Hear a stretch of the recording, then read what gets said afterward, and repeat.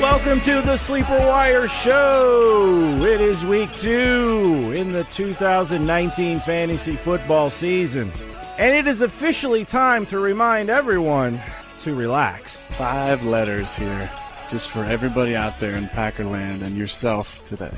R-E-L-A, relax. It's week 1.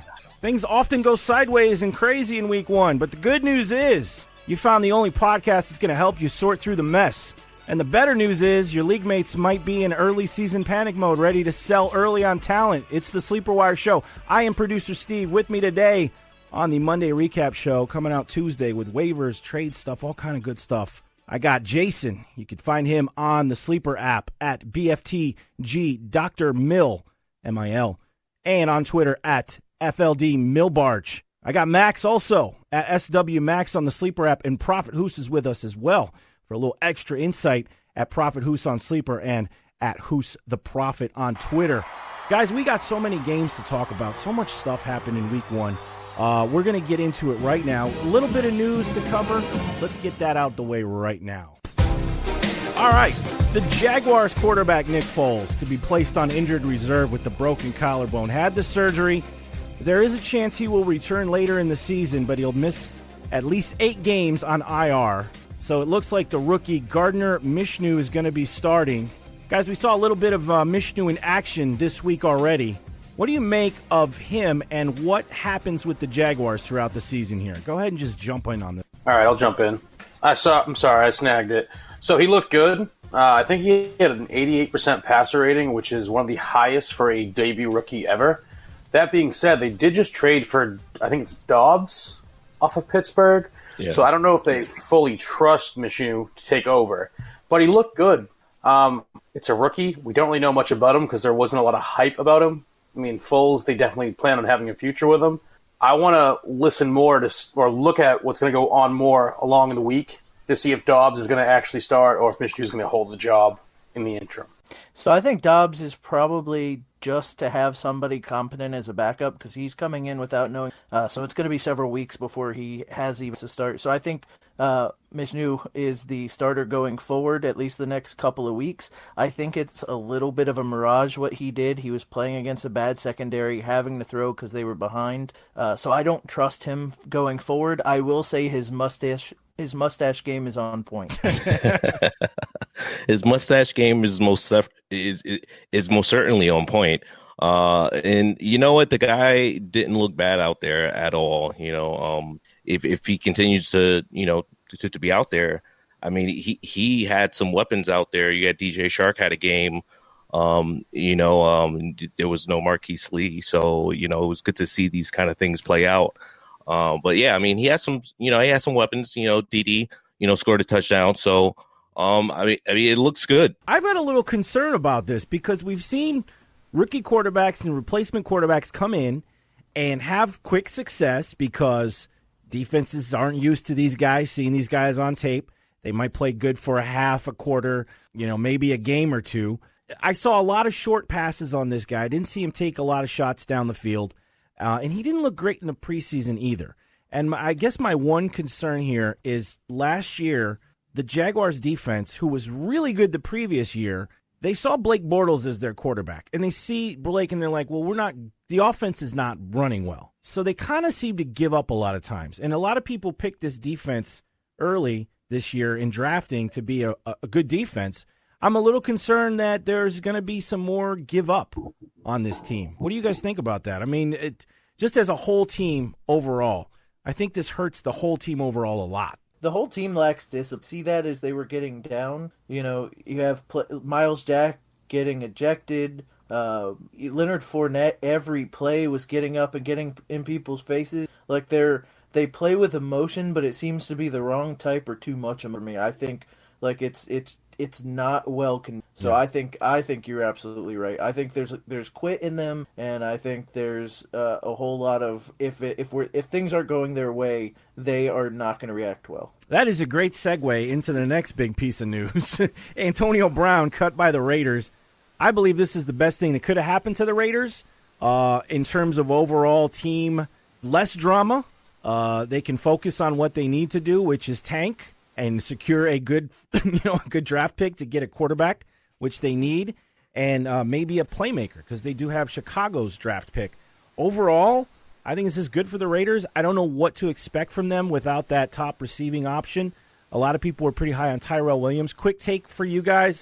Skill position on the Raiders. Anyone popping out to you now that Antonio Brown is out of town? No. Renfro. I'd say Renfro's definitely supposed to be a possession guy there. Definitely Waller. Gruden did say he wanted to kind of work through, the offense through to the tight end, which was kind of funny to hear, but he did say it. So those guys were going to be features without AB, who was going to see over 100 targets, upwards of 150. So that's a vacancy that was, placed there that's now not there. So they were going to, now, so obviously they're going to disperse, those targets, to Tyrell Williams. You got JJ Nelson as well. So, yeah, I definitely say Renfro and Waller, though, probably be the biggest benefactors.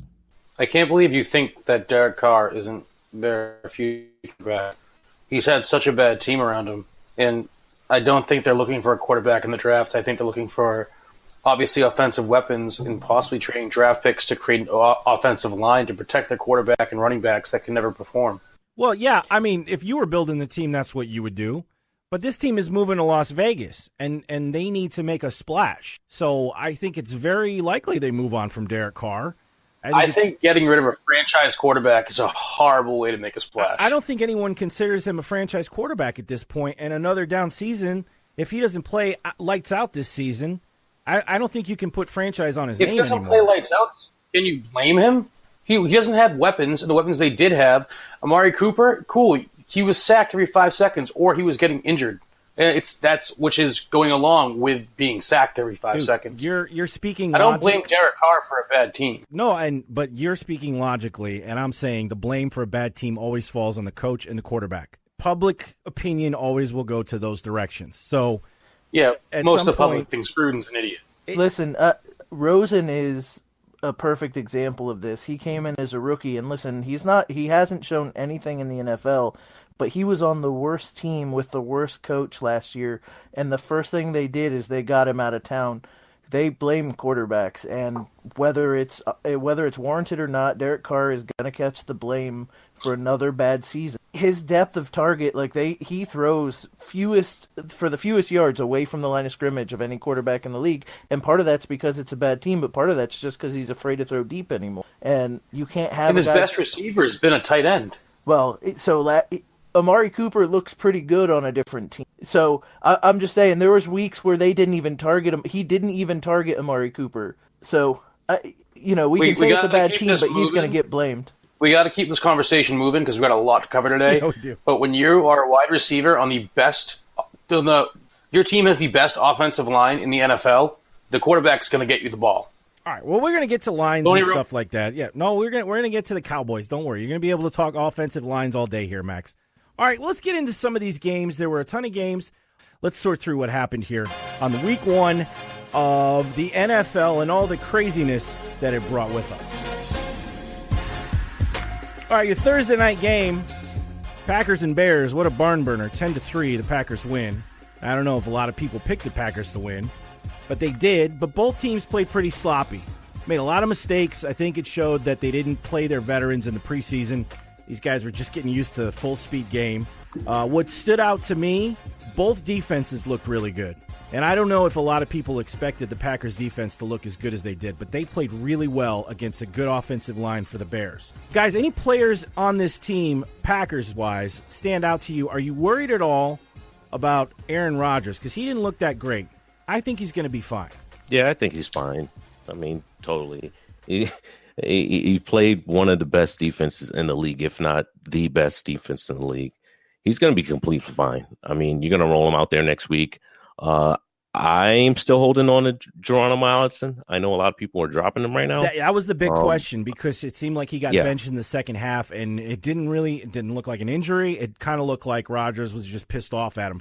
Yeah, I'm willing to still hold on to him, at least for another week. Definitely want to start him, but I think he still has potential, as well as MVS. MVS looked pretty good, albeit, again, it was a tough defense. It was not much Rodgers could do out there. So, Bears looked really good against them. I wouldn't worry at all. You guys got to relax about Aaron Rodgers. He's fine. And Max, I want to get to you on the tight end because you were talking about Jimmy Graham. Actually ended up getting a touchdown. Looked pretty good. Not back to like super duper Jimmy Graham, but he looked serviceable. Is this a tight end you would use in the future here? Jimmy Graham, even at 80% of what he was, is still a top 10 tight end in the NFL. And it looks like they're willing and they want to use him, especially when they have to put so much weight on these younger receivers. It's kind of nice to have that veteran safety valve there. So I feel comfortable running him. Aaron Jones, not a great game. 13 carries, though, for 39 yards. Williams only saw 5 carries. So it looks like Aaron Jones is the guy to own. Not a great performance, but, again, very tough run defense he was facing. So, if anything, a buy low if anyone's panicking on their second-round or third-round pick there of Aaron Jones. I think he's got value. You can get him. Jason, anything you saw on the Packers side here? Well, so I was just going to say it was 60-40 split roughly, Aaron Jones and Williams, and that to me that's a little bit of a bigger split than I wanted to see. Everybody with eyes can see that Aaron Jones is the better running back. I'm a little worried about Pat LaFleur doing this in Green Bay like he did in Tennessee. Man, I don't know. That offense to me just looked rusty, but it looked bad. It looked like the Titans from last year, and nobody wants to see the Titans from last year. Certainly, no one wants to see the Titans from last year. I got it. They look good. Yeah, I think they're gonna get better. So a tough game. The Bears, however, kind of ran a weird sort of play. I don't really understand how they were calling plays. That was really confusing to me because their new rookie running back Montgomery only had 6 carries, and we really expected a lot from this guy. I understand you're trying to ease him in. But when you're giving Mike Davis almost as many carries with 5 and 2 targets, is this going to be a true running back by committee with Cohen doing all the receiving and those two guys splitting touches?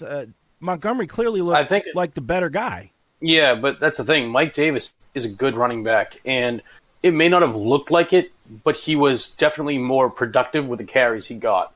As far as he didn't get tackled in the backfield. He was moving the ball. It was kind of like a LeGarrette Blount situation. When they need the ball moved, they went to Davis. I expect Montgomery's touches to go up. He is the future there. The coaches love him. But it's going to be a running back by committee. They're going to go hot hand, which is something I hate in the NFL. But Cohen is going to be the safest guy there, especially in PPR. So Nagy, to me, looked like a guy who spent all season buying his hype. Like he all the cute little plays. And so you said the most important thing there was 6 and 5. That's the amount of carries the Chicago Bears had with that defense playing that well against the Packers where the game was that close. 11 total running plays between your 1 and 2 running backs. That's just not enough. Yeah, and an interesting note I got here was they ran 30 consecutive plays, which they didn't hand the ball off at all. And then they were running play action without even establishing the running game. That's why the play calling was really confusing. I love how they moved Cohen around. Dude looked like he had an engine that couldn't quit. 10 targets, 8 receptions is nice. I think you can count on him being a pretty good PPR option. I'm really disappointed Anthony Miller wasn't involved at all. Hus, you were kind of down on Allen Robinson. He turned in a pretty good game. What'd you like about this? You see, change your mind at all on him? Yeah, I definitely liked it, to, see him get targeted, as much as he did. It was disappointing to see Anthony Miller not, see any action at all. Despite how down I was, I did have him ranked 18. So I think he's probably gonna finish around there. After all the, sifting through, the end of the week, points between the wide receivers. So yeah, definitely look good. Eat a little crow there. Definitely wanted to see it.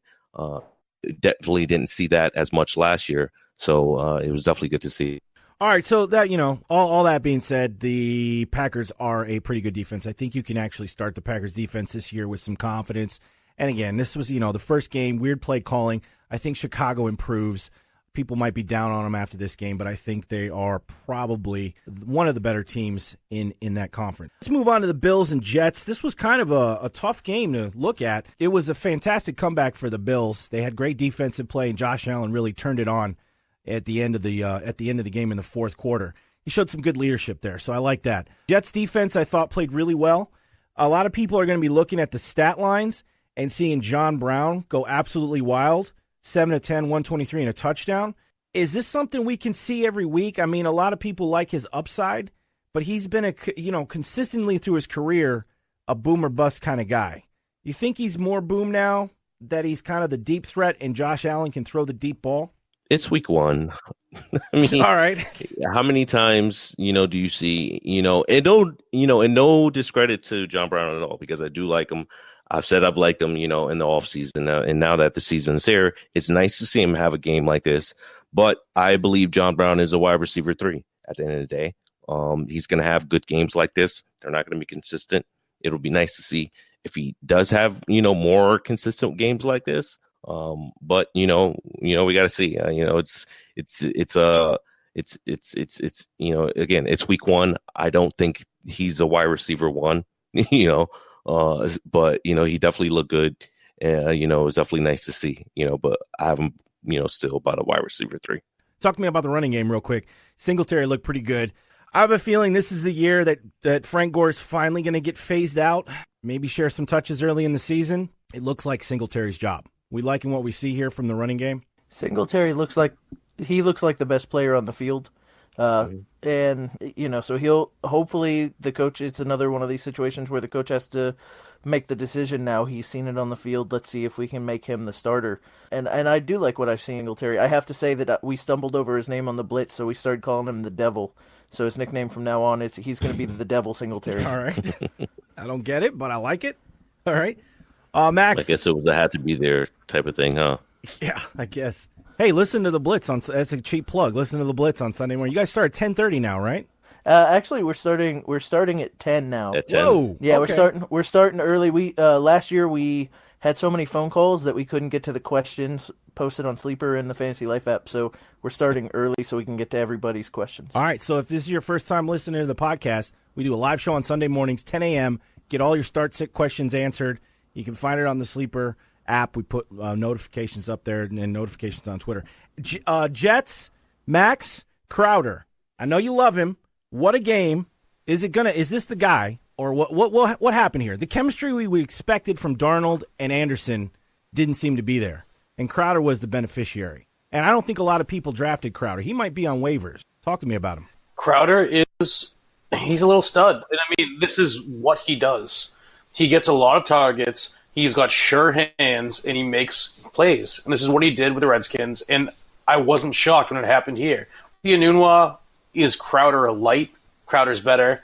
Robbie Anderson, everyone loves him. The guy is extremely talented, but to me, he's like a poor man DeAndre Hopkins, where it's like, yeah, the deep ball is going to be there, but do I expect him to be a big playmaker? No, I genuinely think Crowder is the best wide receiver on that team. And that might seem wrong, but 14 receptions for 99 yards, and he even rushed the ball. I mean, the dude had a great game. And PPR, I could see him being a wide receiver too, because he's looking like a safety blanket right now. Yeah, he definitely looks like Landry in Adam Gase's offense. So, he's 17 targets. 100%. He led the NFL in targets this week. 17 targets. That's just insane. It's I love it. I've got a lot of Crowder. He was so cheap. It was easy to just take throw a dart on him. It's beautiful to see. But yeah, I definitely agree with Max. I see him about a wide receiver too. Landry light, and maybe not even a Landry light. Maybe he ends right around that 14 to 16 spot at the end of the year. If I'm not saying expect a 14 reception week again, right. But what I am saying expect the majority of passes to go his way. Yeah, nice. That wouldn't surprise me at all. Nice little safe floor with some upside. I like that. Lev looked pretty good in his first game with the Jets. Tough defense, but he made it. He made it count for fantasy purposes. Looked pretty good breaking tackles. And I'm actually pretty high on the Jets' future here. I think they get it together. It's just going to take a couple of weeks, and I think they're going to be a pretty good team. Good defenses, as long as their linebacker can stay healthy. C.J. Mosley, yeah, C.J. Mosley stays healthy. That defense is going to be pretty good.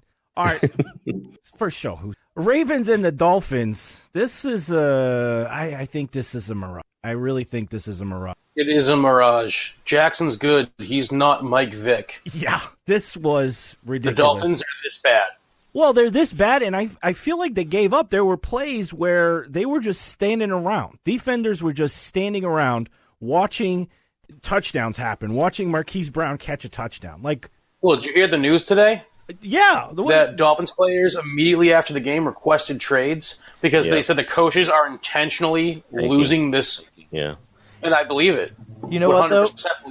They're doing it all wrong. Right now, in Miami, you shouldn't be able to get a cryotherapy booth. The players should be in there without shoes, talking about their helmets. They can get off these teams if they just call their GM a cracker. They're doing it all wrong. It's really scary for Miami. If you draft it, I don't think you draft a lot of Miami talent, but people were drafting Kenyon Drake and Kalen Ballage. Some people were throwing darts at Devontae Parker, which is a constant headache for me with the guy. But damn, can you even trust starting any Dolphins at this point? Is it going to be all garbage time? There's got to be some value there somewhere. Devontae Parker had 75 yards yesterday, so don't sleep on that. Somebody's going to catch a ball occasionally, and it potentially looks like him. Preston Williams had a halfway average game, so it's not... He had a very impressive touchdown. Very impressive touchdown. Exactly. So, there's going to be points there. I just don't know that you can wait around for him. I don't know. Watching a Dolphins game, waiting for the garbage time and hoping to score some points does not sound like a Sunday I want to have. It's hard to do. It's going to be a desperation play in a bye week or something like that. You don't feel comfortable starting in those guys. And on the flip side, I think you feel pretty comfortable, unless things change drastically, about starting anyone against the Dolphins defense. Nothing else needs to be said on that. Mark Andrews for the Ravens turned in a hell of a game, too. That was really impressive. 8 for 8, 108 and a touchdown. So I think he's worth a weekly start for a tight end. Probably not going to see this much, but pretty good. Yeah, you're definitely not going to expect the game he had, this week every week. But he's certainly capable of being, a top 5 tight end. Let's see if we can see this on a week to week basis. But it's they had Lamar sit, so he could have even had a bigger game. But it definitely was a very impressive game. I've definitely got a lot of shares of him, and he's definitely going to be moving up in my rankings this week. I definitely like him a lot, and I think he's going to be Lamar's favorite target. Yeah, I'm a little concerned that this team is better than not as good as what they showed. I think it's a lot to do with the matchup. They had some serious, 100%, some significant losses on defense over the offseason with Terrell Suggs, Zadarius Smith, and Eric Weddle all leaving, and the pass rush is a bit of a question mark still. So I'm not completely trusting the offensive line either. I wouldn't get too excited about Marquise Brown, but I think in terms of just raw talent and the speed this guy showed, he's worth a waiver ad. But I don't think he's worth an immediate start. But I think he's a guy you definitely want to lock up on your bench. So I'd lock him up and watch, but I'd be a lot more comfortable if Flacco was there still with that kind of speed. The worry I have for him is I think he was only in on 12 plays. So it's a curse and an upside where he scored twice on 12 plays, but he was also on the field only for 12 plays. Right. The usage incredibly efficient. Yeah. That's what you want to see, especially from a waiver ad. If you're able to grab a guy efficient, with a small amount of targets, those are the sneaky ads. Those end up being the sleepers. So, just grab them, stash them. Don't start them right away. But you definitely want him on your team if you don't already have him. You're really good. But it's also one of those things where you're not going to see, teams with better coaching are going to have a safety on top of him all the time. The fact that he was getting behind the secondary every single time, he just ran straight. No one even looked at him. It was absurd. So I'd add him. Maybe he'll explode and be that next Torrey Smith from 6 years ago, which would be cool, but I don't know. All right, let's move on to Chiefs and the Jaguars. We talked a little bit about the Jaguars situation here. A lot of injuries in this game. Obviously, Nick Foles, Tyreek Hill got banged up. Patrick Mahomes had a little banged up too. Miles Jack, we talked about him getting ejected. We kind of covered the Jaguars. I don't know if there's much to talk about. DJ Chark, whose name lends itself to the famous kids song. It's saying in our heads now. 4 for 4, 146 and a touchdown. The other wide receivers are pretty efficient. I hope that continues with the new quarterback. I want to say, though, Fournette looks like a true 3-down back. Whatever he was doing in the offseason, it seemed to his work. I mean, the dude looks better than he ever has, so I think you're confident in starting him. But on the other side, with Tyreek Hill missing time, obviously Sammy Watkins was a big show this year, or this week, I should say. He's probably already on a team. Is there anybody else you're adding off waivers? This is an explosive offense that I think you want to peak. Who are you grabbing? I'm looking at Mecole Hardman because he's a guy who might not be on anybody's team at this point, and with Hill out, he could be the speed guy down the field. Yeah, I would also say don't. In deeper leagues, I would say DeMarcus Robinson. I was high on him without Tyreek Hill when there was, lieu of possible suspension, going on with what he had. But now with him missing, who knows? They don't know if they're going to put him on IR or not. So definitely Mecole Hardman and D-Rob for me. Those are two guys. Also Danny Amendola. I mean, he had 13 targets. That's pretty. We really wanted to see Marvin Jones, and a lot of people were thinking, Kenny Golladay. Talking about the Lions right now? Who switched gears on us here? He's going Lions. Yeah, we're talking about KC and Jags. I mean, Amendola is definitely a sneaky ad, but when we discuss that team, we can discuss how sneaky of an ad he is. All right. I mean, yeah, I don't mind you throwing in a few names here and there. I mean, if they're in the same breath as guys you want to add sneaky ads, why not? I heard Danny Amendola, and I was like, did I miss something huge? You missed a huge Was trade. there a trade mid-game?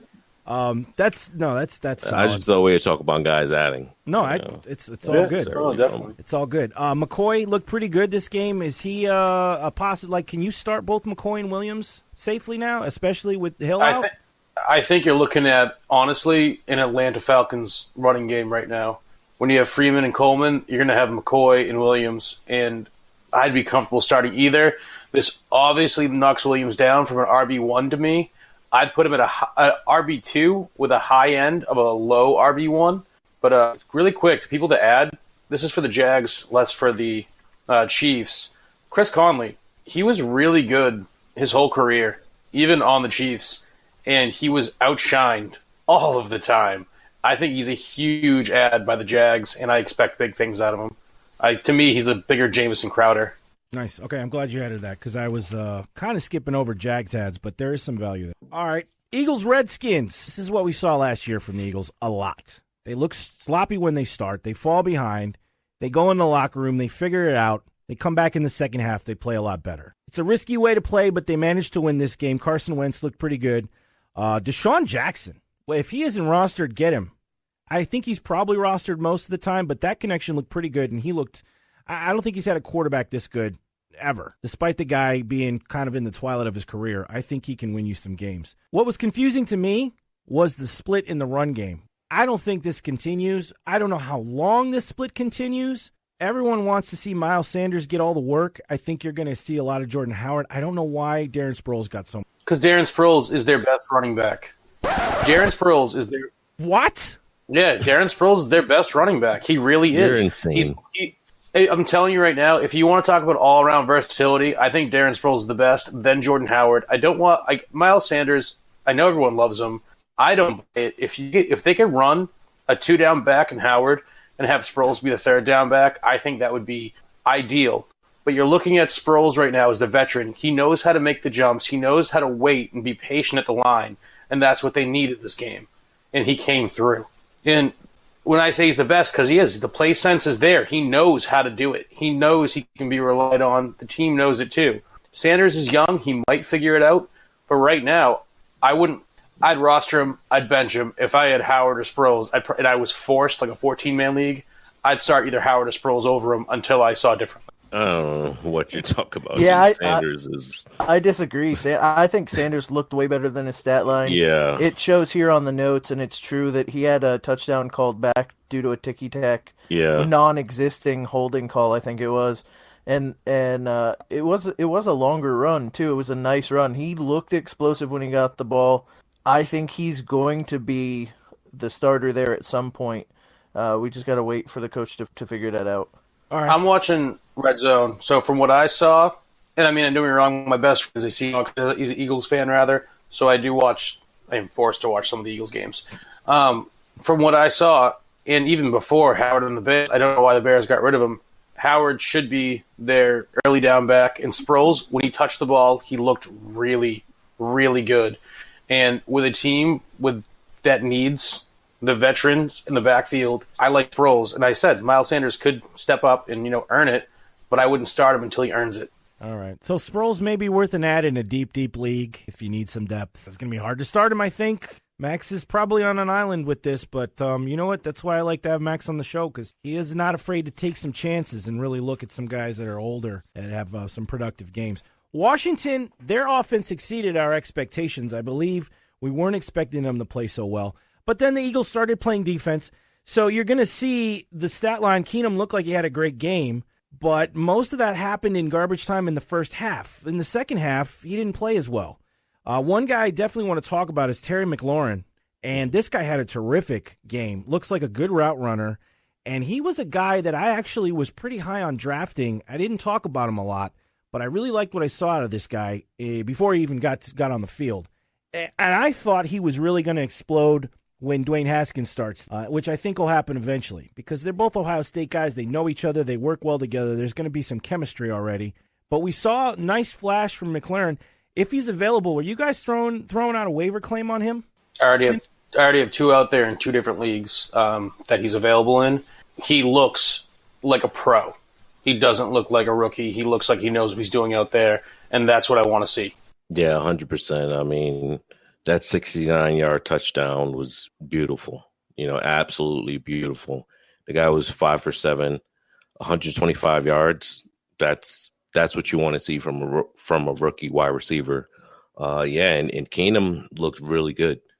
So definitely put some waiver claims out on him. He's not too high in my priority, but he's definitely one of them. He's definitely one of the guys. All right, and then obviously Darius Geis, not a good game. 10 rushes, 18 yards only. Now he's injured. We're still kind of waiting to find out what's going on here. But with the healthy scratch of AD, I think he's ready to go. I think you got to start him in a flex spot at least. If he's available on waivers, Adrian Peterson's going to get some work. I feel like that's probably one of the top waiver ads. Yeah, I think. You know me, I always like to sneak in Chris Thompson. Yeah, I was going to say, it's Moose's guy. Moose's guy, Chris you got to Thompson's plug him in. I forgot to give him credit. He's out there. Yeah, Chris Thompson always a valuable guy, but and probably undrafted in a lot of leagues, I think, too. Yeah. Well, in AP being a healthy scratch, it kind of shows me they may not be trusting him in the twilight of his career. So I would expect, obviously, he's going to get the majority of the run snaps, but I expect the majority of the snaps in general to be Chris Thompson. Vikings and Falcons. The Falcons in this game, they lost 12-28. They looked kind of lost offensively. The Minnesota defense really was dialed in on everything they were doing. And the Atlanta defense doesn't seem to have improved. They didn't really draft anybody. They didn't really do much to improve their defense from last year. And Hus, I know you're really high on Matt Ryan this year. Most of his production came in garbage time. Are you concerned at all about this team, or was it just the match? Definitely the matchup. It's week 1. I had him ranked very, very low this week. So, I love him for the season, but it wasn't the time to start him at all. There was much better matchups out there. One guy that, I'm very sorry for recommended last week was James Winston. He just stank it up last week. I think he will bounce back. But there's certainly no reason to go start him either. But Matt Ryan, he's going to be just fine. All right, thoughts on Cousins. Didn't have to throw the ball a lot. I'm concerned that he's still a mediocre quarterback, and I wanted to see something more out of him. But it just wasn't necessary. What do you mean, nope? He's fine. Kirk Cousins has been a good quarterback most of his career. Even when he was on a bad team, he was a good quarterback. Kirk Cousins is good. Good. Roll with him. Yeah, I think he's good. Well, He's always been a top 12 guy. Yeah, even when he had no O-line on a bad team, he only had to throw 10 passes. That's it. And there were 8 completions. They looked good. You'll see more next week. This was such a dominant game that with this offense, the way they're rolling, and the sheer amount, the only offense I think possibly is better talent as a whole than this team right now is the Patriots with the addition of Antonio Brown. Like, from the Vikings run game to, like, Stephon Diggs, Thielen, love both of them. And then Rudolph as their tight end, like, he was a non-factor, but still, like, Kirk is an every week start. See, I have trouble starting Kirk every week because I think this is a perfect game for exactly what this team wants to do. And if they can do it, Kirk's going to get 10 passes. They want to run the ball. They want to run the ball constantly. Their defense looked good enough to be the team that keeps the other offense off the field. So they're just going to hand it off. Madison looked great, right?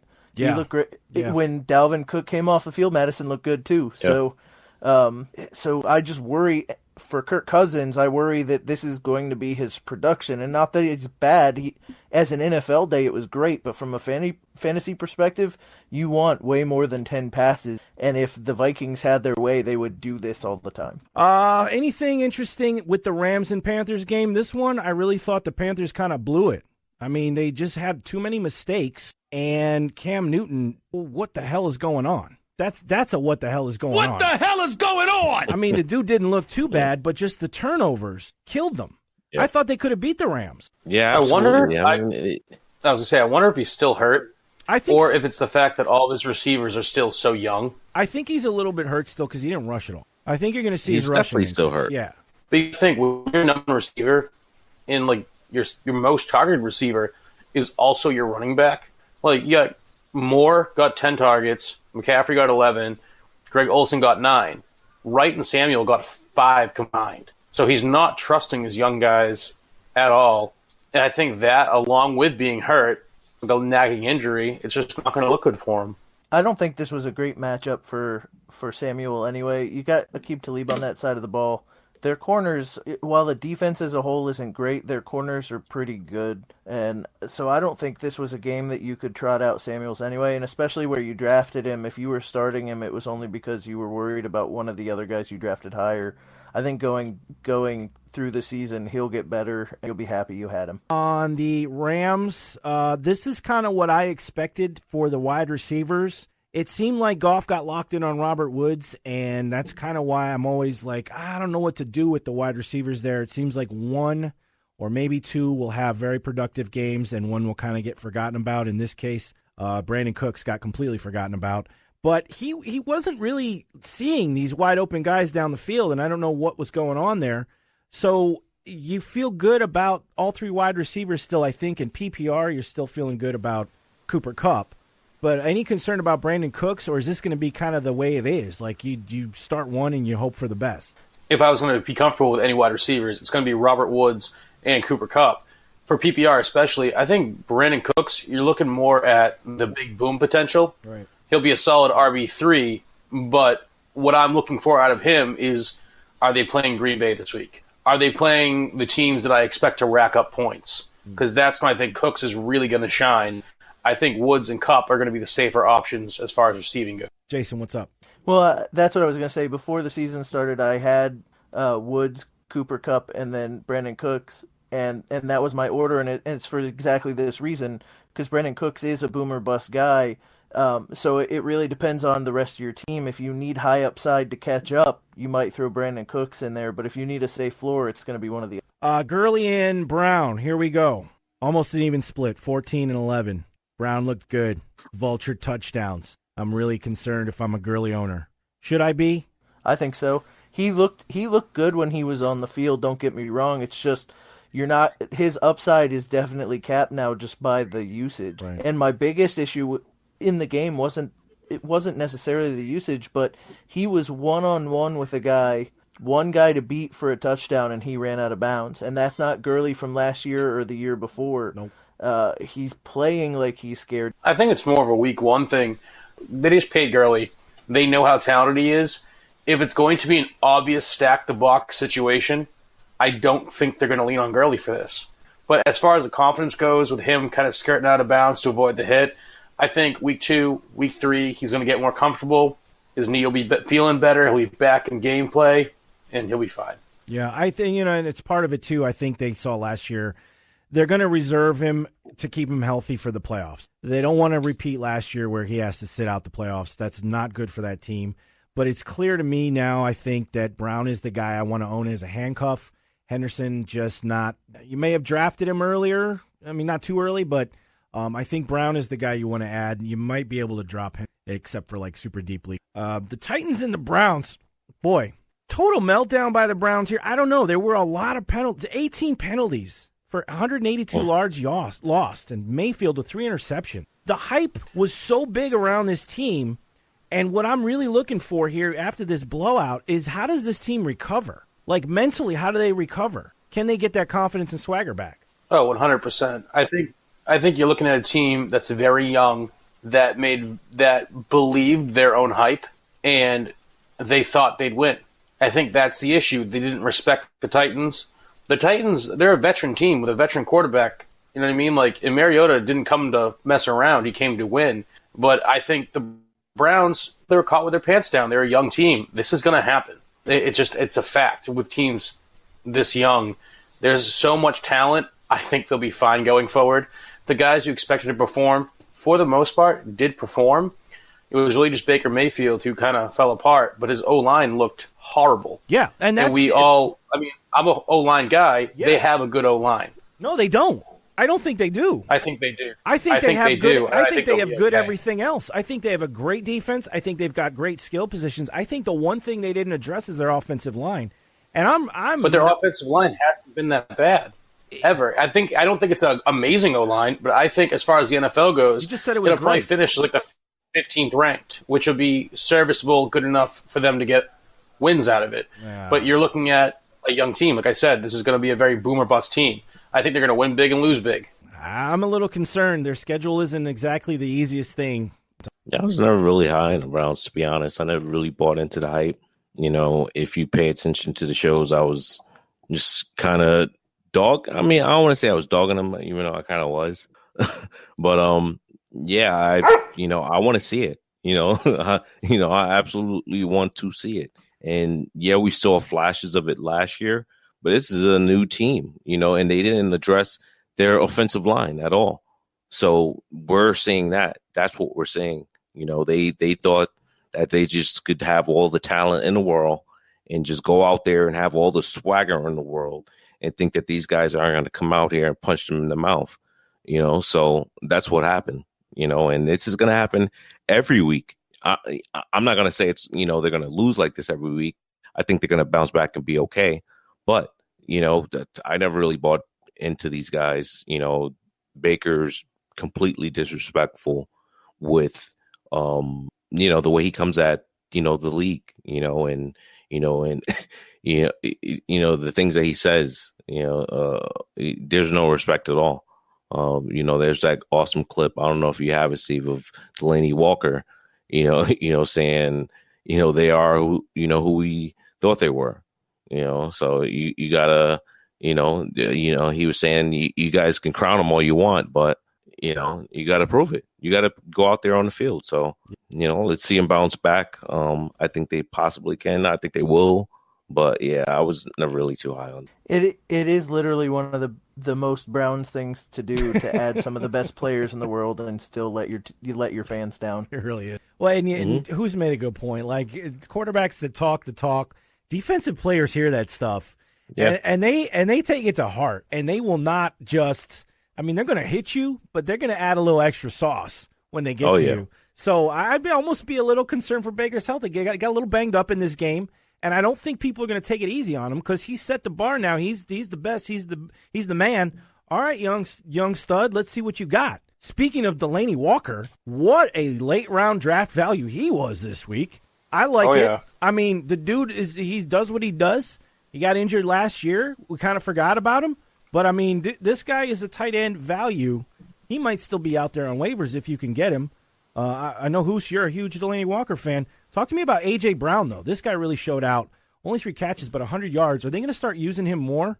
You like to see it. He's definitely a guy that you're just going to stash right now. Yeah, I don't think you can roll him out other than in best ball league. But I don't think we can trust him right away. Just those, 3 balls for 100. It's nice, but I want to see him get used more. He's going to remain on my bench right now. Starting Delaney Walker, though, week to week. I know you kind of had. Yeah. I know you had talked about Delaney Walker and Austin Hooper kind of in the same breath. I think you were high on both of them, but overall for the entire season, who do you like more? Austin Hooper. All right. Derrick Henry finally being used too. 19 carries, great game for him. I hope that continues. We want that team to finally use Derrick Henry how Derrick Henry needs to be. Shall we move on he looked great. to the Seahawks and the Bengals? There's some headlines from this game right here. Andy Dalton throws for 400 yards. John Ross is the best receiver ever. DK Metcalf outproduces Tyler Lockett. Seahawks secondary. Better play, more better. I don't know who wrote this, but it's all true. All those things happened. And what do we make of this game? I thought that the Seahawks should have lost, but they didn't. So overall, with the Bengals, this isn't a team that I expected a lot from. Their offensive line has already been injured before the season already started. It was touted to be one of the worst offensive lines ever. Mixon was injured, so we didn't really get to see how he was going to work with that. Tyler Boyd, good PPR day. John Ross, worth an ad? Is he the real deal? As of right now, with AJ out, yeah, he is. Yeah, he's my top waiver at right now of the week. He was just nasty out there. He was looking Tyreek Hill-esque, dare I say so. 12 targets, 2 touchdowns. He's the guy that we were hoping, he would be super fast. What do you run, like a 4.2 or something like that? Like, this guy is super quick. And he could just let one home, at any time. So, yeah, as long as AJ is out, and I think even when AJ comes back, you could still use him. But yeah, for now, yeah, he's looking like the one right now. Are you Are you concerned about? I'm sorry. Go ahead. Sorry. Yeah, so I was going to say I'd be worried about Ross, but the thing is, maybe it's a 1-game freak thing, but 12 targets. 12 targets is 12 targets freak. 12 targets is everything there. It's not like so we talked about with Hollywood Brown catching the 2 on the 12 times he was on the field, and this was not that. This was John Ross being on the field, being a focal point of the offense. So he's going to be a pickup this week. Right. Any concern? I mean, you're still starting Tyler Boyd just because he's the only one. You drafted him high, so you're going to ride him until he doesn't do anything. You got to. He also started 11 targets, so I mean that's also pretty good. Didn't do much with him, but still getting the targets. Right. I thought the Seahawks defense secondary that may be. I guess Giovanni Bernard for Mixon owners. You might want to scoop him just in case Mixon misses time. I think he's going to be okay, but we got to keep watching that. On the Seahawks side, Max, I know you love your Seahawks, so talk to me about Carson. Wasn't super efficient in the rushing game, but was involved in the passing game. Are you concerned about this at all? Because I didn't think the Cincinnati defense was really that big of a... All right, so they're not.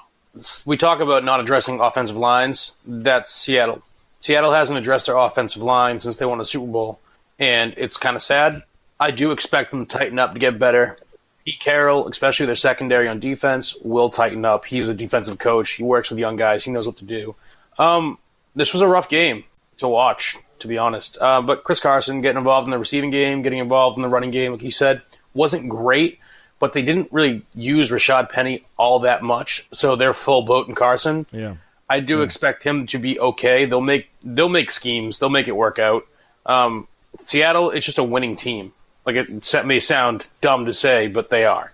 It's going to be a rough go. I mean, Tyler Lockett, I still trust. Metcalf, I think, kind of proved that he can handle his own, because there was a lot of people saying he actually isn't that good. But if you watch the game, he was making some beautiful catches. He is a vertical threat, and that's what they're going to use him for. First real vertical threat Russell Wilson's had, or the Seahawks have had, since like Sidney Rice. So it's rough, but if you drafted Seahawks players, don't be afraid to use them. Carson's supposed to be an RB2. I view him as a lower-end RB2 now. That being said, it could change tomorrow. He could go right back to being a comfortable high-end RB2 every day. Lockett, I still trust. He did come up big with his only reception. Right. The fact that he wasn't targeted, I think, was more Russell Wilson in panic mode, constantly running around. Yeah. I do think it'll sort itself out and they'll be okay though. So the guys you drafted feel comfortable with, but it was rough to watch. All right. So I gotta jump back to Carson real quick. Yep. Like I think he's a solid RB2 if for no other he's reason. A 1. Well, if for no other reason that he's actually getting run in that passing, 6 for 35. Yeah, it's not hyper efficient for this game, but they were talking about him having good hands and we hadn't seen it, and now it looks like they're trying to get him the ball in space as a receiver, and to me that makes him a more solid RB2 than like a back end. But just because I think the running game fixes itself, and if he keeps catching passes, then he's got a clear shot at being a high end. All right, good stuff. Chargers and Colts. Chargers pulled this one out 30-24. I'm waiting on the governor. Come on. Hit me with it, Arnold. And now go Chargers, go. All right. Go Chargers, go. Colts up. I don't want to say old-ass Adam Vinatieri kind of ruined this game. Jacoby Brissett didn't play too bad. We kind of, everybody freaked out about Andrew Luck, but he wasn't too bad. He's got a good team around him, got a good offensive line, got a running back, couple of good skill position players, couple tight ends. I'm a little disappointed the Colts didn't win this game. I thought they could have. Very disappointed in the tight ends. Yes. I thought they were going to be used more. Very nice to see Marlon Mack be used as much. He's getting fed. He's not getting targeted at all, but yeah, he's getting fed. So he looks like he could possibly end up a running back 1. For you this year. But other than that, with Funchess out, Deion Kane, I think that he can step up. And be that wide receiver 2 for them. Other than that, it didn't seem like there was anyone else used in this game other than those pieces, I feel. Am I missing anyone? I mean, Hilton had a good game. T.Y. Hilton, right? Well, yeah, T.Y. Hilton, obviously, is T.Y. Hilton. He was you know what? A lot of people were low on T.Y. Hilton, and he was falling to like the 5th round. Yeah. But he wasn't even falling in the 4th round if I was in those leagues, because I was taking him anyway, even with the Jacoby Brissett news, because glowing in camp, glowing. I remember there was a report that they were, I don't know if they were, they run scrimmage or something, and like T.Y. caught like 29 of 31 of his balls or something like that. It's crazy. So with T.Y., people were worried about Brissett and him connecting. He's already got half the total touchdowns he had from 2017 with Brissett, and we're 1 game in. Right. So I think he's going to be fine. He was a huge Brissett, buy low. Brissett's a baller. Yeah, no. Oh, yeah. T.Y. was a huge buy low when the Luck news came out. I think that window's closed unfortunately now. I don't think you want to sell him either. I think he's going to be okay. It's not. I don't think this is a T.Y. of a year or two ago where he's good 1 week and then bad for. I think he's going to be pretty safe to his team.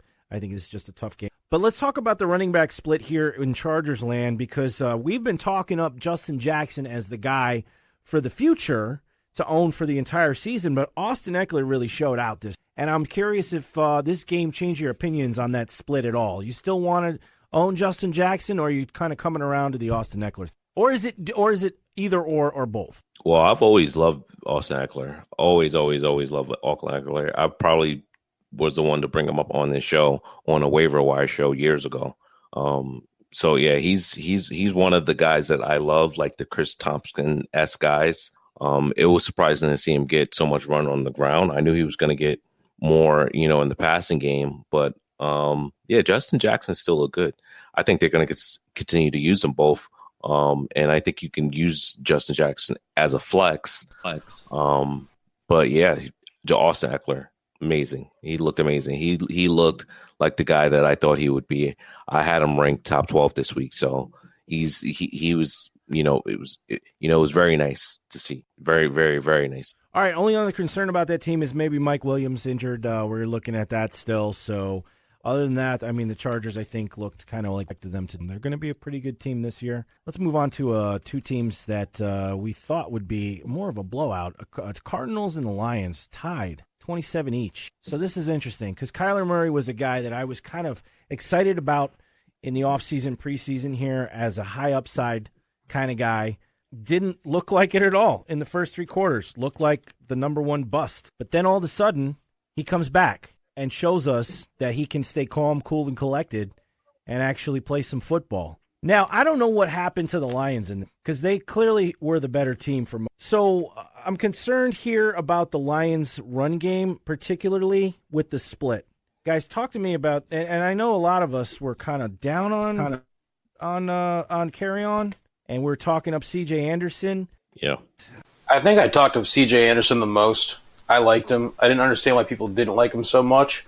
And I even said I would avoid Lions running backs just based on the fact the Lions haven't had a good running back it's been 14 years. They've don't care about running their backs. own line. They just don't use one running back. Not season-long production from a running back. Right. When's the last running back you can have in fantasy that has put up for you all season? It hasn't been a thing. Joique Bell. Now, dude, Joique Bell wasn't even a good running back. He was the last one left. That was it. Theo Riddick was probably their best running back as far as fantasy goes for a while. They are a team that is pass first. They have Stafford, who's a very good quarterback, and they genuinely don't care about their offensive line. They just don't, and they haven't for years. It's an odd thing. They're perfectly fine being a winning average team. But at the same time, I mean, fantasy-wise, Stafford had a hell of a game. I mean, granted, it was a pretty weak secondary, but almost 400 yards and 3 touchdowns. So I think they're a bad run offensive line. I don't think they're horrible at pass blocking. And you see that in Amendola, too, and we kind of mentioned him earlier, but he looks like a real value add. I don't know if he was drafted at all in a lot of leagues. Because, I mean, you wouldn't even think of him being on that team. You're thinking Galladay and Marvin Jones, and suddenly Amendola looks like maybe the best guy to own in terms of value. Yeah, so he is the Golden Tate right now in that offense. Yeah. After Golden Tate left, who they bring in? Was it Ellington? Yeah. And while he was healthy, he came in and had some a short run there.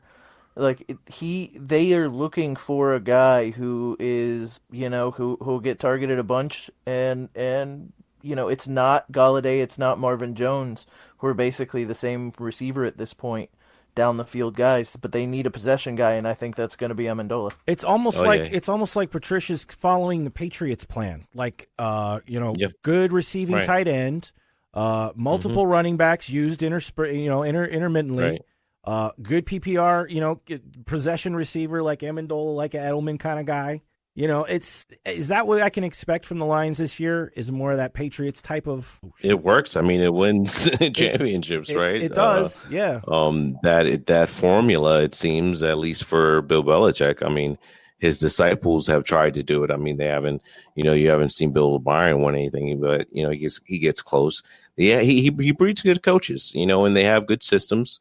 This is one of them. I definitely love Danny Amendola. He's one of my number 2 target hogs out there to go get, on waivers. I definitely target him 7 to 13 targets for 104 yards and a touchdown. He seems like he's going to be used quite a bit. So I definitely love Danny Amendola in this offense. Yeah, quick on the Cardinals. Go ahead, Max. What? I was going to say Hawkinson, TJ. Oh, yeah. Matt Stafford tried to make Ebron a number 1 tight end. Like, he desperately tried.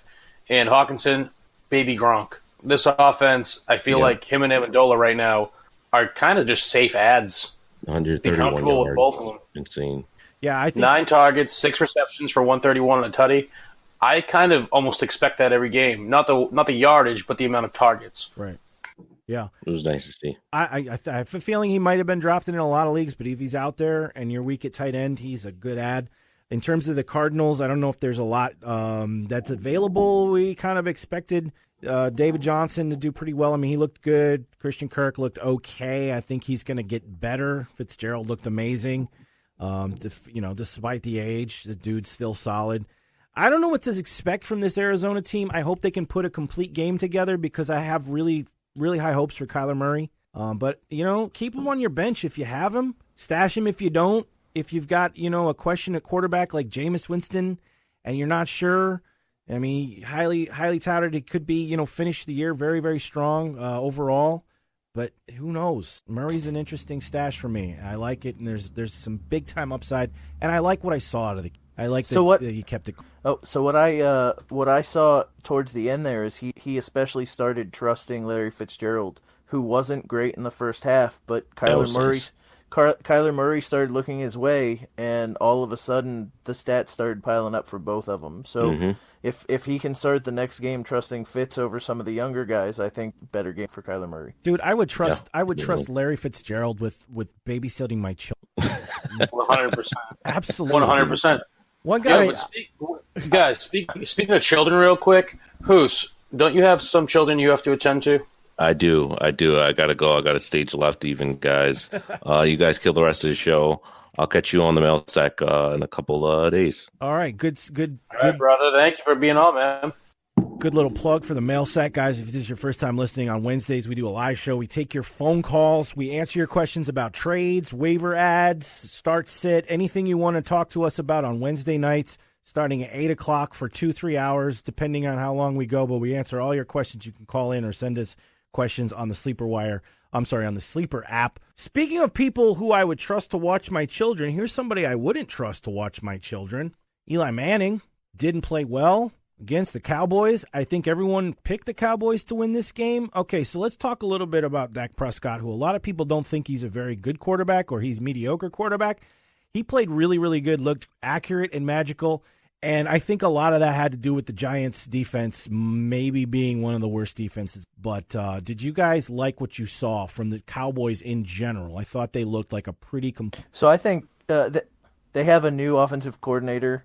I think for the first time in a long time, you saw some creativity out of that team. And I loved they got guys in space. They played matchups. They got everybody involved. There wasn't an offensive player basically that was out there that didn't see some kind of run. So, I mean, Cooper did well. Randall Cobb got a touchdown. When was the last time you said that? Blake Jarwin, Jason Witten, old man out of the booth. Like his final stat line didn't look good, but he caught another touchdown. Yep. And then, of course, Michael Gallup, 7 for 7, 158. He didn't catch a touchdown, but looked really great out there. He looked like offense, the most efficient player out there. In terms of giving the offense, spreading the offense around, concerned about Barkley. I think they realized very early on that this was a lost game. And the Giants, I feel like, was a V8 firing on two cylinders. It did not look good. I mean, when you have to pass the ball 44 times, as Eli Manning did, and I don't even blame him for this loss, and I am definitely huge on saying Eli Manning is not good. They just looked all around bad, playing from behind for so long. And I'm not a Dak fan. I think if you guys listen to the show, I'm not a Dak fan. I added him on the wire. I have a claim on him because this offense as a unit is so good. They make scoring look easy. Yep. Well, and I think with Saquon, it's why some people didn't have him number one, even though he's clearly probably the best talent in the is negative game script. They were behind. They're gonna be behind. It's hard to hand the ball off, even if it's to a stud, if you're down by 3 touchdowns. So. You're not going to get a lot of rushes out of Barkley when they're down early. So you hope that his efficiency when he does get the ball carries you through, and you hope that he can catch the ball out of the backfield a little bit. Yeah, I wouldn't panic on Barkley. If anyone's panicking, I mean, it's going to be hard for them to panic with 120 yards of offense, but still, you maybe can point to 11 carries and point to the game script and point to maybe say, well, look, why are they going to run Barkley into the ground his second year when he's an integral part of building this team, and they're going to either let Daniel Jones start or they're going to start building through the draft in the next couple of years. You got to hope that they keep Barkley healthy. Let me get him off your hands for a more reliable running back who's not going to put up, huge games, but he's going to definitely get 15 to 20 carries and maybe some touchdowns on a better team, and maybe then you get Barkley if you value him. Evan Ingram looked good, but again, the Giants, they just didn't look. Let's move on to Jason's favorite team, the Buccaneers. Like we have already talked about, Jameis Winston kind of let us down a lot. Performance against one of the worst secondaries in the NFL did not look good. Is it time to bail on Jameis? Are we holding on to him? I hate to say bail in week 1. I don't think so. I think he turns it around. What do you guys think about this offense overall? Like, it didn't look that great.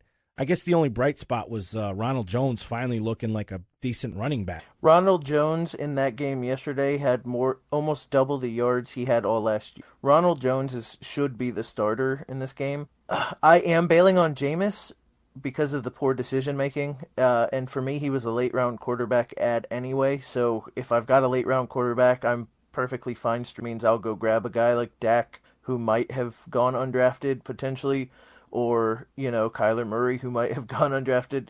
But the decision-making from Winston, and even some of the questionable, Bruce Arians is supposed to be an offensive guy. One of Jameis Winston's picks was a hot read to a running back who was playing against Richard Sherman, and the running back ran the wrong route, and that's why Richard Sherman was able to take it back to the house. Now, it's on Barber from making the bad route, but at the same time, if you're Jameis Winston and you see Barber playing up against Sherman, why are you throwing that way anyway? I mean, I always say the term poor man's. He's the poor man's Cam Newton, and I'm not high on Cam Newton. Definitely not high on him. Howard looked okay. I don't honestly, on the Bucs, I don't really trust literally anyone. I'm going to take a shot at this name. I'm going to pronounce it wrong. Ogunabowale. Oh, we just call him Dare. All right. So he's probably the only person I'd want to take a true sleeper pick on, because with the running backs who catch, I had a soft spot in my heart for him. 49ers honestly didn't look good either. Kittle, obvious stud for you. But besides that, nothing in this game impressed me. Breda is now your starting running back going forward because everyone's dead on the 49ers. But that being said, these are two teams with realistically Howard, Kittle, and Evans, maybe Breda. I wouldn't trust any of them. Godwin. Even that. Godwin had a decent game. He got a touchdown. Yeah, I like Godwin, but I wouldn't trust him because I don't trust the 49ers. Jimmy Garoppolo did not look good. And to be honest, this is a guy who had so much hype for no reason. Jacoby Brissett earned Garoppolo more of the hype than Garoppolo earned for himself. So the biggest disappointment of the game for me was Dante Pettis. I think he was only in on 2 plays, and that might have been part of the injury. I think we heard a lot of the coaching staff this offseason talk Dante Pettis down. Yeah. And then we heard a lot of the beat writers talk him up. And so I think some of us had the tendency of listening to the beat writers over the coaching staff, and I think that was a big mistake because you saw just what they thought about him. They don't have a lot of great wide receivers. They have young guys that could become good, and Dante Pettis wasn't even out there for any of it. It's crazy. Can I say this real quick, just as an addendum? You said Godwin. I automatically thought Goodwin. Goodwin, yeah. So that's my bad. Godwin, 6 targets, 3 receptions. He did what he could with what he had. I wouldn't trust him. I don't trust Winston. Yeah. Kind of there. I hope that Winston turns it around. It might take a few weeks, but obviously, I don't think the running game is any good. And for fantasy purposes, I think Winston's going to throw a lot, and especially in a standard league, there may be some value there just in terms of yardage totals. Mike Evans, if anything, is a super buy low right now. Still very, very talented, but had a horrible game. You might be able to get him. He was sick through a horrible stomach bug. Perfect. He just looked bad. Perfect. Yeah, he looked sick. Let me get him. Ronald, I have to say, so we've talked a lot about offensive lines. The Bucs are another team that ignored their offensive line, but they look good when they run blocked, especially with Ronald Jones. They opened up holes. So 13 for 75. If he's not the starter next week, man, it's just another bad coaching decision with running backs. Talked about it all show long. Looks like Tevin Coleman's going to miss some time. Max mentioned the running back situation 49ers a little bit. Matt Breida, obviously the guy. But he's got this weird habit of getting injured in the middle of the game and going away and then coming back, and he does it a lot. So you kind of got to start him. In deeper leagues, obviously, Raheem Mostert is going to be worth picking up. I went 9 for 40. And they're talking about maybe adding a running back. So, again, this is a backfield you might want to kind of stay away from Breida. And then, the Pettis thing, I just want to touch on that real quick. I think he's probably the most talented wide receiver on the team. You can't start him until you see him on the field, though. That's the thing. I started him this week, and I was really disappointed that he wasn't even playing. So wait until you see him on the field. And it should have been a really good matchup for him, too. That was the most disappointing thing. Actually, for both of these teams, both of these defenses were supposed to be bad. There's a lot of changeover with Tampa, so I was hoping as a Bucs fan that, we would see going from 4-3 to 3-4, bringing in a whole new staff, being more aggressive, that you would see a better defense. But it's hard to judge from either one of these defenses because both of these offenses just looked really bad. Yeah, I mean, and the over-under on this game, I think, was in the 50. So everyone expected this to be a high offensive scoring affair. And granted, it ended up at 48. But still, none of that, it wasn't even.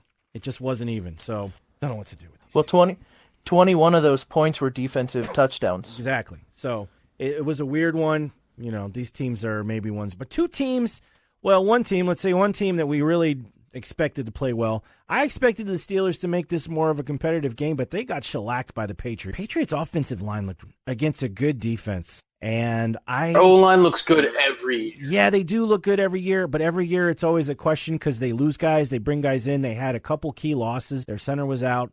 I think it was blood clots in the lung or something crazy. But they looked good. And I don't want to say this is like a career resurgence for Tom Brady, but he looked good. And they just signed Antonio Brown, and they got Josh Gordon and Edelman and all these guys, and Philip Dorsett played a good game. And I think you can buy low on their run game right now because Sony Michel didn't do much, but that was defensive. I'm excited about the Patriots. I'm not concerned about the Steelers. Are you guys concerned about the Steelers? I think they figure it out. I think they'll figure it out. And for the guys who drafted Moncrief as late-round pick, because I did hype him up, he had 10 targets in only 3 receptions for 7 yards. It looked really bad. He was covered so closely. His receptions were on 2-yard dumps. I watched the whole game. It was hard for me to watch because a blowout this bad when one team is playing as poorly as the Steelers were playing, it's not even an enjoyable game at that point. Moncrief, he's probably the only person I think people are going to have real questions about because Connor did okay. Connor, 10 for 21, but he's the starter. Juju, you're going to start. Vance McDonald looked good. Moncrief's the number 2 receiver there. With the amount of targets he got, maybe not start him next week or start him as a flex because I think they're going to give him one more week before they truly turn to Washington to take over that number 2 role. Yeah, I think the Steelers ran into a really great team with a coach who had a long time to scheme against the weapons that the Steelers have. And, I don't want to, if I'm in the NFL, if I'm one of the other 31 teams, I'm begging the NFL not to make my first game against the Patriots.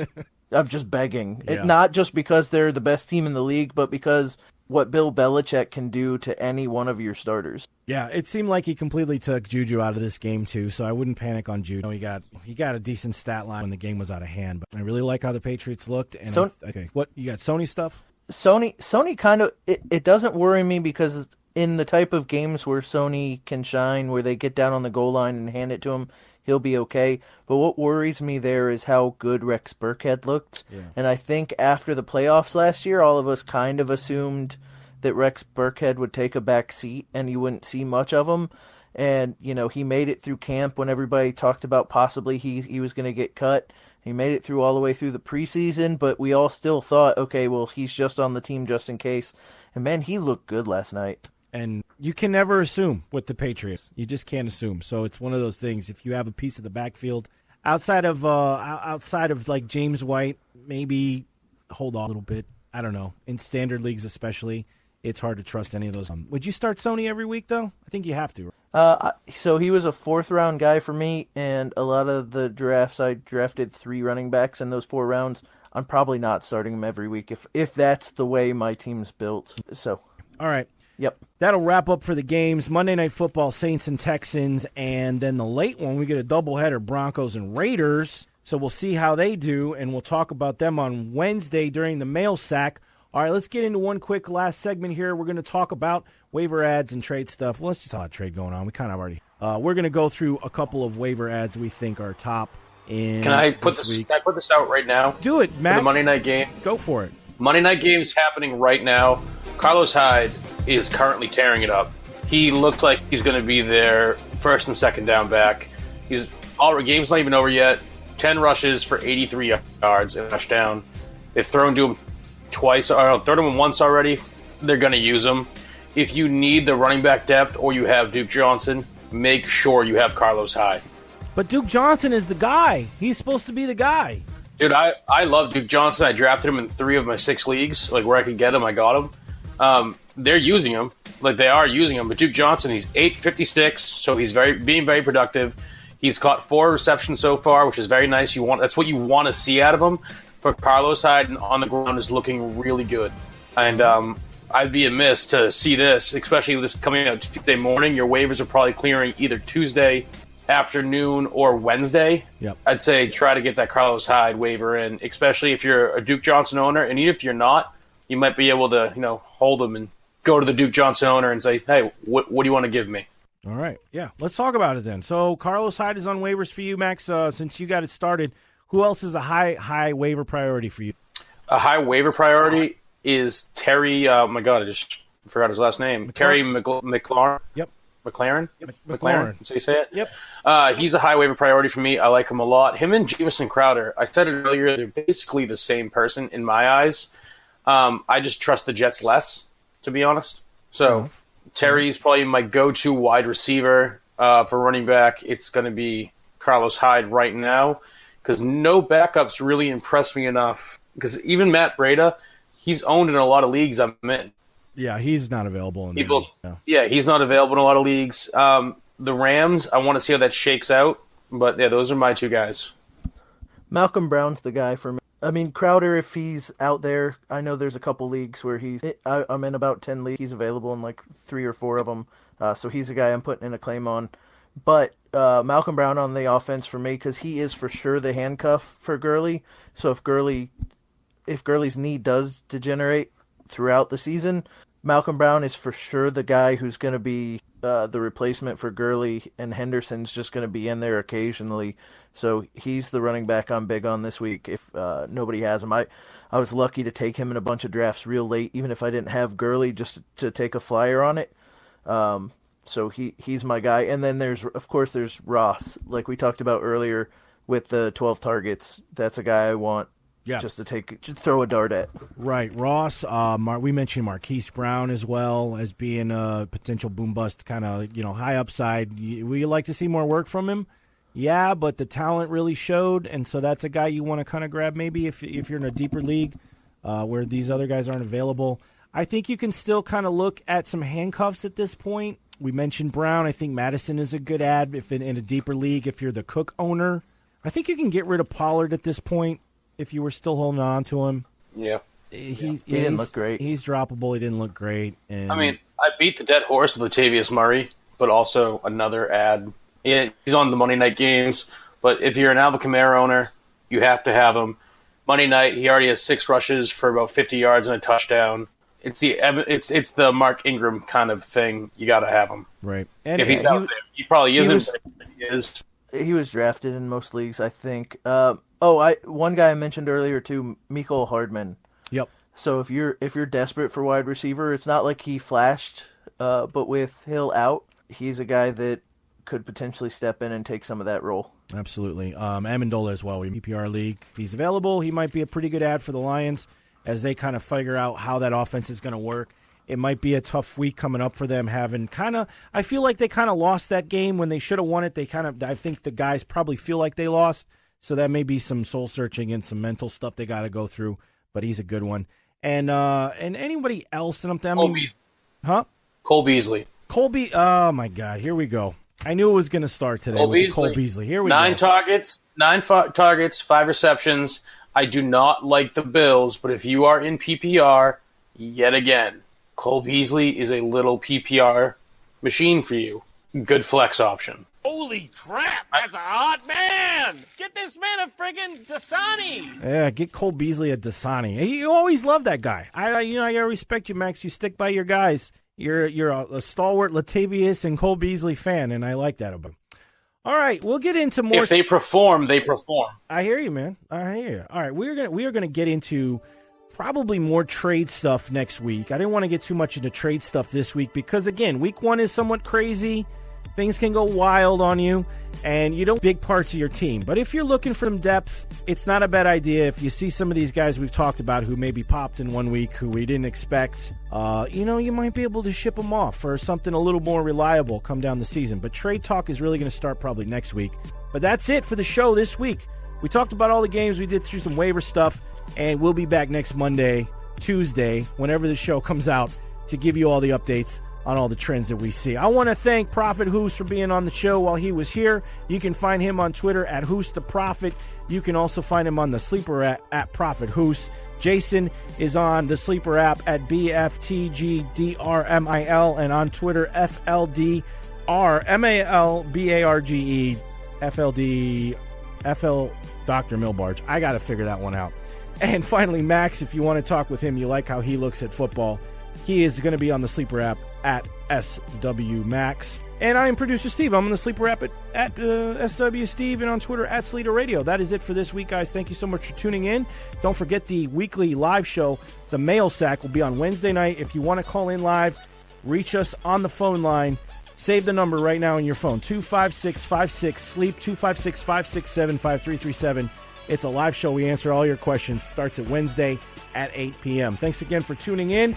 If you got another question for us we didn't get to on this show or any time of the week, sleeperwire.com/advice. Fill out the form. We get an answer back to you in the email within 24 hours. Guys, thanks for being on the show, and appreciate all your insight. You can say bye to the fans. Later, fans. Bye to the fans. All right. Have a good week, guys.